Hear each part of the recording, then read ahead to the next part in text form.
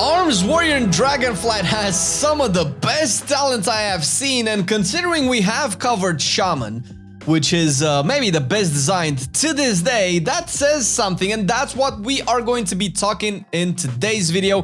Dragonflight, Arms Warrior talents, are they cool? Are they good? Are they strong? As much as they can be strong in this initial stages of the testing phase. And will it be worth it for you to play an Arms Warrior in Dragonflight?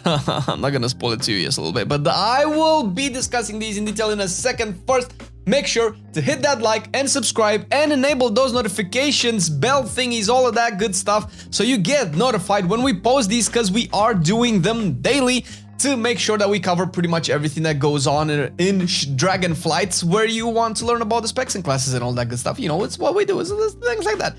Just a couple of clicks, 3 actually, and you'll make a couple of nerds very happy, plus you'll get notified when we do shit, so that helps everybody, right? Now, with that out of the way, let's talk a little bit about arms. If, by any chance, you have not seen our Fury Warrior that was posted yesterday, we did talk about the general talent tree, and I will cover them slightly in the way that how they feel for arms, but I won't go in every single detail of every single node. However, if you have not seen the talent tree for whatever reason, you have stances again, which is particularly amazing because, I mean, we've been asking for stances back for a long time. You're not going to have stance dancing that probably a lot of people would have liked to see as well.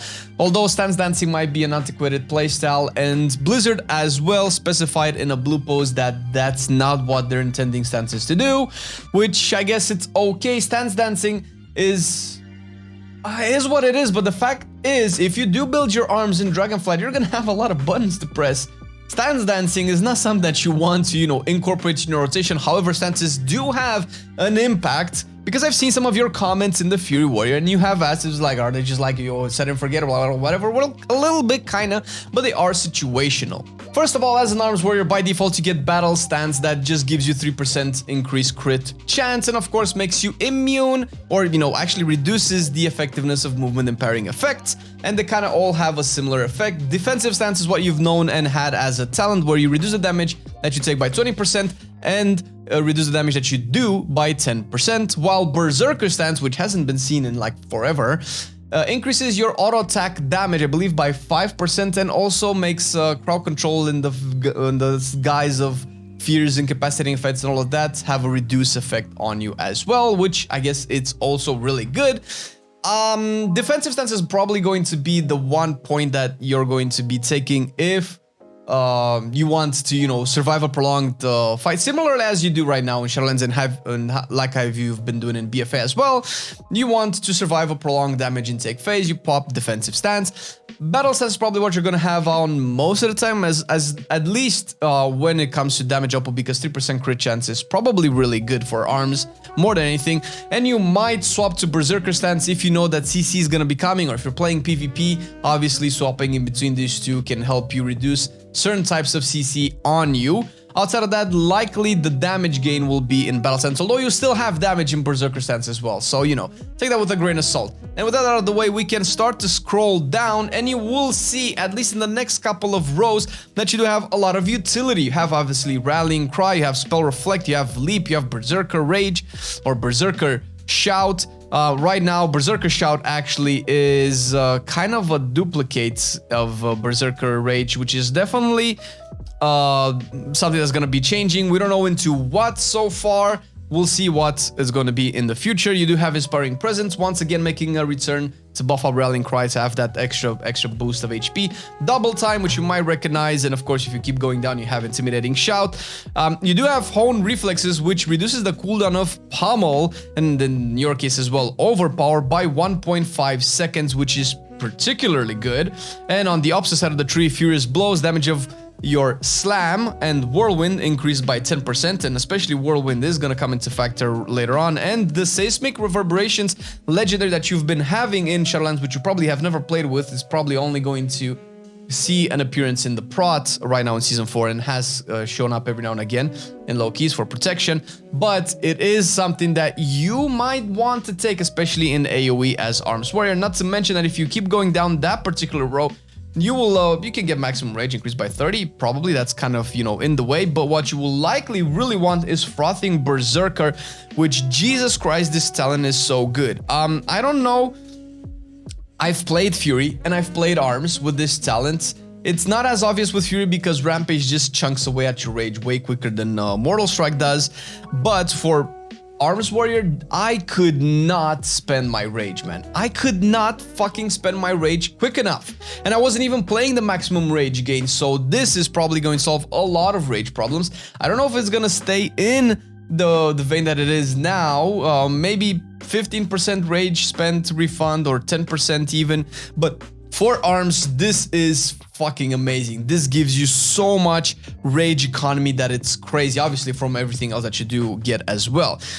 And with this out of the way, obviously you can get War Machine right now in the middle side of the talent tree, which is something that you always had to put into perspective because you had to choose between, I think, this and Sudden Death, and I failed to remember what else. Oh, Skull Splitter is what Arms had in competition with this. So even though you might use it now, it was always kind of a competitive choice. But right now, even though it does have some competition, it's easier to get. So your auto attacks generate 50% more rage. Couple this with Frothing Berserker and everything else that Arms does to get rage is pretty nutty. You're not gonna have most of the issues that Arms has at the beginning of an expansion. We'll see how the tuning rolls out until then. One key note that you do have to take in mind is that obviously you have to talent into Rend, which is on the left hand side of the general talent tree, and if you kind of take a bigger picture, the left hand side you can kind of consider the Arms side, while middle is Prot with utility and cooldowns, and on the right hand side would be Fury with, you know, Berserker stance and Frothing Berserker and so on and so forth. But you do get Rend, and you might want to get Rend pretty much in all scenarios. However, from the protection side of the tree, you can get Thunderclap, which you probably should in AoE, and lower down, Blood and Thunder is back, and this is actually kind of fun, man. It's actually kind of fun to spread Rend around. Obviously, you can still individually target with Rend or cleave it with Sweeping Strikes, which is probably what you have been doing in the last couple of expansions. If you have been playing Arms, you would have probably in AoE cleaved a couple of Rends with Sweeping Strikes on multiple targets. However, Blood and Thunder does make that particularly easier. You do have a lot of bleed damage, which was kind of hard to showcase the value of in the dungeons that we did just because things just melt. Arms right now is massively, I don't know if it's overtuned for the dungeons that we do, but does so much damage. And thank God I was the only warrior in our group, because if we had another warrior, like, things would just melt like gray mobs in a Bonder level zone, you know? So it's kind of hard to get a sense of how the rotation plays out since you don't have time to like build the bleeds out to rotate through your cooldowns. However, I digress. Blood and Thunder really good, and obviously Die by the Sword is something that has been specific for Arms for a long time and has given it the edge over Fury in certain situations where defenses were important, especially when you could parry, you know, intervene the tank and parry. That's something that Arms was the only one able to do, but now all warrior specs get this. This is debatable which one is better, this, because obviously you're trading this off to the other two specs, but you are getting Frothing Berserker, which so far, I've played all three specs, so far seems to do the best on Arms right now. The rage gain that you get is amazing, and Frothing Berserker being a Fury trade-off, maybe they can balance it out where you don't feel like you've lost a lot as an Arms warrior. And if you keep going down, you'll start to see the Capstones, which are like prior to the Capstones, you have Spear Bastion returning with the actual Capstone, Elysian Might or Piercing Verdict. Likely you'll go Elysian Might 110% of the time. You do have Avatar with Signet to Romantic Kings, also likely to be what you're going to be going for. Not Unstoppable Force, that's probably only going to be for Protection Warriors, so is what it is. You do have Bitter Immunity, which I don't know if we had that before, because there are some parts of Arms life cycle that I've skipped, but as far as I've been playing Arms, this was not something that Arms had access to, or Warrior that has access to. 20% health is one thing, but it does remove pretty much diseases, poisons, curses, bleeds, and all of that stuff. Might be better for protection, because tanks usually get slapped with these, but you can also take it if you need to clear that stuff. It's a 3-minute cooldown. Think of it kind of as like File of Serenity from Kyrians right now if you're playing Arms on Shadowlands. Obviously, you also have Shockwave with Rumbling Earth, which is pretty much CC. It's a capstone that kind of conflicts with pretty much all the other throughput capstones, which I don't see Arms or Fury for that matter to ever take it. However, Thunderous Roar is an interesting one, which I'm not sure how much of it is implemented right now. I didn't have a chance to test it yet. Not to mention that it's very competitive with Spear Bastion and Avatar, but I digress. Thunderous Roar, so far, as I mentioned the Fury Warrior as well, doesn't seem to have an AoE cap, which is particularly good since pretty much everything that Warrior does is AoE capped. Then you also have Thunderous Aftershocks as the actual capstone, which also doesn't seem to be AoE capped at all, and you also generate rage with it. So I'm actually excited to try more of this out on the alpha and see exactly how it plays out once it's properly implemented, because it's still a work in progress. I'm not sure if this is the final version that we're gonna see, and obviously Thunderous Roar kind of seems to replace Dragon Roar.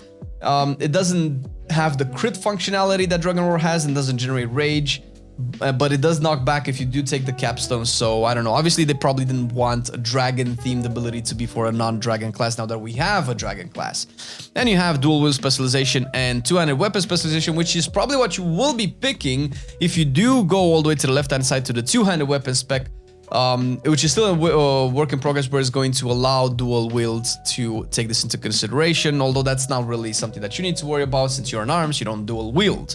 And with that, we can actually move into the arms general talent tree, which is slightly different from the other specs in the way that its structure is composed.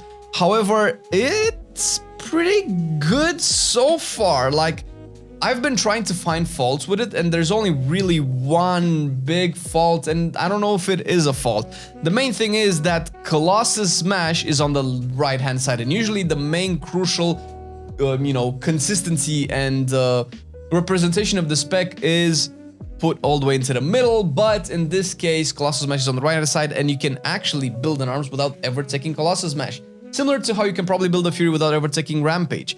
So that's obviously a choice. If people do it, they do it. If you don't like Colossus Smash, you don't have to take it. However, I don't think that, and if that's what Blizzard wants to do, maybe they want to move arms into a direction where people don't feel like they need to play the Colossus Smash playstyle, but I don't think it's competitive with what other options you have. I don't think there's any world where you can build your arms where you can afford to not take Colossus Smash. There's no competition. I mean, it obviously doesn't compete with Sweeping Strikes, which is on the same row on the middle, and definitely does not compete with Impale, which is, you know, making its comeback again as a talent. So I'm not 100% sure what the point of Colossus Smash being all the way to the right, because the way that the specs have been designed so far is that the core identity of the spec is in the middle. Then you can branch out to the side to specific playstyles and tools that you need, but you cannot really do that if you start to build towards the right-hand side. You cannot go all the way to the left. There's no real way to path towards the left. So you're probably always going to take Colossus Smash, and very likely if we keep going down the right-hand side path, you're going to want to take Anger Management. And maybe this is why Colossus Smash is on the right-hand side, because now Anger Management reduces the cooldown of Warbreaker, says in the tooltip, but it's likely for Colossus Smash as well. This is not something that seems to be working in the alpha at the moment, since even though the interface shows that my Warbreaker, because you're probably going to talent it to Warbreaker in dungeons anyway, shows that my Warbreaker is off cooldown. When I press it, nothing happens. I have to wait a couple of seconds, which is probably the amount of seconds that Anger Management would have shaved off of its cooldown to press it again. But if Anger Management will reduce the cooldown of Colossus Smash and by extension Warbreaker, from now on it's pretty much a locked-in talent. I don't think there's any world where you would not want to take this, especially in the sense that you have so much rage gain baseline as you just level up to level 70 with like normal or heroic gear. It's insane. It's pretty good. And yeah, I guess that's it. You obviously go down and you have Skull Banner again, which I did test out. It's a 3-minute cooldown. I don't know how good it might be in dungeons, considering that most of arms rotation rotates on around 45 seconds, 1.5 minutes, and maybe 2-minute cooldowns if you do take Avatar and stuff like that. But it's good. It's a big cooldown. It's increases critical damage by 20% for your party members within 20 yards. So this can be, you know, pull the big pack, slap it down, 10 seconds, everybody has 20% more crit damage, which is pretty sick. We know Warbreaker, we know Juggernaut actually, which is not the Ashen Juggernaut combo that we have now. This just increases the damage of Execute by 3% for 8 seconds, stacking up to 20 times. And coupled with Exploiter, which makes Execute the buff arms, the single target is more or less assured. I did play with Cleave, which is something that I've been wishing to play with for years. It does seem that Cleave might have a place in the Mythic Plus scenario, or the dungeon scenario, or at least in the AoE build-up of arms, which is really good. And obviously you also have a buff to the Cleave that reduces the cooldown by 2 seconds, Reaping Swings. Cleave's cooldown is also hasted, so its design seems to be doing what is it? I believe it's a little less than half of Arm's Mortal Strike's damage. So it depends on kind of how much attack power you have. The more gear you have, the more you'll probably delay Cleave. So right now, Cleave is barely better than Arms in 3 targets in terms of the damage that it outputs. Obviously, it spreads deep wounds, which is really good. However, with Signets of Tormented Kings and so many Blade Storms, you'll likely have a lot of deep wounds anyway. But if you don't, Cleave is a really good way to spread those deep wounds a lot, because deep wounds now, as the mastery, does increase the damage that you do to the targets. So you will be spamming a lot. It seems like the more attack power that you get, the more Cleave loses out on the damage it deals. Obviously, the deep wounds is probably the main fact that you would probably pick this for anyway. And as we're talking about the Mythic Plus build, I do want to point out a couple of things. If you do check the middle side of the talent tree, you'll see collateral damage making a return once again, and it has been something that has been kind of used every now and again. And I think the current iteration that we have in Dragonflight is the iteration that has been adapted for the beginning of Shadowlands, which I don't know if it was ever really picked consistently. I've seen it being played, but I don't know if it has ever been like a major part of the playstyle, right? Since, if I'm not mistaken, it was always competing with Warbreaker. It's kind of a hard competition to win, but you do have it now, and obviously you're going to slap a big fat whirlwind at the end of your sweeping strikes, and coupled with what's below of it, Storm of Swords, makes Whirlwind cost 50% more rage, which is particularly good because you have so much rage to spend, and have a 10-second cooldown, but it deals 200% more damage. Now, this is a different type of playstyle. I did play with this, and Jesus Christ, obviously numbers and alpha are all subjective. I know, stop telling me I know. But if you put this into perspective with everything else that your playstyle does, Whirlwind slaps harder than Execute. If you buff it, let's say you sweeping strikes before a pack, whatever, then you Warbreaker and you Whirlwind, and you do take Test of Might, which has made a return on the right-hand side, which I didn't mention before. Just before Juggernaut, you have Test of Might. You can pack a big punch, and of course, Merciless Bone Grinder, which is at the bottom of the middle tree, also makes Blade Storm deal more damage. And if you couple all of these together, Whirlwind will deal more than Execute so far in the current tuning.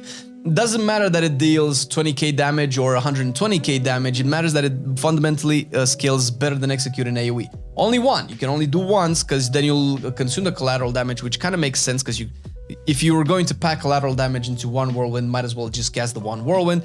This kind of goes into opposition with how Merciless Bone Grinder works, which Storm of Swords and Merciless Bone Grinder make it seem very awkward because you'll only get one Whirlwind with the Merciless Bone Grinder buff. So I don't know, but at least, you know, Merciless Bone Grinder now buffs Cleave as well, so you can probably spam more and more Cleaves. Other than that, obviously Blade Storm is a talent, and it's all the way at the bottom, close to being a capstone. Fury doesn't have it anymore, Arms clearly doesn't have it anymore, so it's back to being a fully Arms identity cooldown kind of thing. The other specs get it from the Signet of Tormented Kings.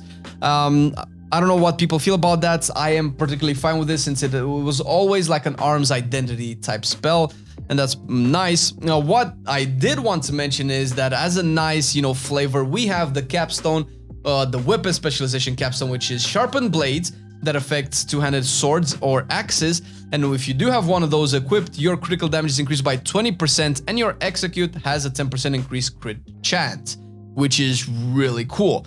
And Blunt Instruments is the opposite, you know, for two-handed maces or pole arms, which is still a work in progress apparently, but these, if you do have one of these equipped, the duration of your Colossus smash is increased by 30%, and obviously that applies to Warbreaker as well. That can be particularly great. It's not the old functionalities of the weapon specialization that we had back in the day, where you had a chance to stun with blunt weapons, but it is an interesting choice that you can definitely pick, and I can definitely see Sharpened Blades particularly being maybe great on the raids and single target fights, where you do one that's massive Execute, which is, you know, 10% crit chance on Execute is kind of guaranteeing that you're gonna be critting most of the time, especially if you're gonna be building towards a crit focus build. Now, with that out of the way, we're not gonna talk about, you know, Blood Surge being back, but on the left-hand side, after you take Impale, you start to branch out into Skull Splitter, which I'm not 100% sure you're going to take. You definitely don't need the Rage. And Deadly Calm is always, I don't know, man. again, you don't have rage issues, so maybe they can rework this again. It's been going through a lot of iterations, and I don't think it has ever been properly used since Legion, Mid-Legion rather, I think when it was, even had a different name at the time, but you do get improved overpower, and you have Dreadnought right under overpower a little bit to the right, that connects to the middle side, and Dreadnought has been a core identity of the spec since BFA. It has almost like 90% of the time been played all of the time, at least in AoE. It's particularly good, so it's kind of hard to not take Dreadnought. It's a very competitive point. You can still go down on the left hand side, and you'll probably go to stuff like Battlelord if you're going to be playing raids and single target focus builds, which is particularly good. Then you'll also have Fatality, which right now it's a cool concept, but I don't know how much is going to be used. I love it. It's probably more going to see more play in PvP, but as a concept it sounds amazing. When you hit Mortal Strike on enemies that have over 30% health, so think about it as a raid boss, right? Until that boss gets to 30% health, the Fatality is going to come into play, and you have a very high chance to apply this Fatality, which is a debuff. Now when the enemy falls below 30% health, your next execute inflicts additional physical damage per stack of Fatality. This is obviously very situational, and it only works for one execute from the tooltip so far, and it's very hard to test since we don't really have a way to test big boss damage here because everything just dies really quick. We'll probably see once the raids are out, but this, like slapping an execute for a couple of percentage of the boss's health, that sounds particularly ridiculous because it's fun and it's like core arms. It's the fantasy of arms, and I love it. I don't know if it's gonna be tuned right to compete with all the other capsules that you can get, but that's what you get. And this is the first impressions of arms. I've had a major amount of fun playing, at least in Mythic Plus. I hope to test it out in raids soon enough, because in Mythic Plus it was fucking crazy. There were so many things to do. If you do pick Cleave, then you take all the whirlwind buffs, and then you have Avatar, you have Spear. Even if you take Skull Banner, there's so many cooldowns that you press. It gets a little bit overwhelming, and it kind of makes it a little bit difficult to try to min-max them, because a bunch of the stuff kind of works against each other, like Collateral Damage, Test of Might, Storm of Swords, and Merciless Bone Grinder. And coupled with Warbreaker, kind of don't make it particularly obvious of how do you want to time these. Do you want to start with Sweeping Strikes and then go into Bladestorm? Do you care if you waste Sweeping Strikes and Bladestorm in it just to buff up that one big whirlwind that's just gonna melt the entire pack to get, you know, Merciless Bone Grinder and Collateral Damage with a Test of Might into a big fat whirlwind? Like, we don't know, but it is fun to speculate and it is fun to discover, so stay tuned, because we will be covering arms in the future as well as we get more into beta and hopefully see it interact more with some raid bosses cool in the future. But hope you enjoyed the video. Make sure to like, subscribe, and all that stuff. It's YouTube stuff, you know it already. Thank you, dear patrons, for supporting our content and being with us during these times where WoW is a little bit sketchy. Are people coming back to Dragonflight? You should, because arms is amazing to play and it can be an awesome main for you. Well, see you next time. I've been loving it then, I still love it now. Still, I play WoW. Still, I play WoW. Getting better every day, let me show you how. Cause still, I play WoW. Still, I play WoW. It's getting harder to stay, but at the end of the day, it's a guilty pleasure, so just log in and play. Whether it's classic or retail, I'ma do a /bow. Still, I play WoW.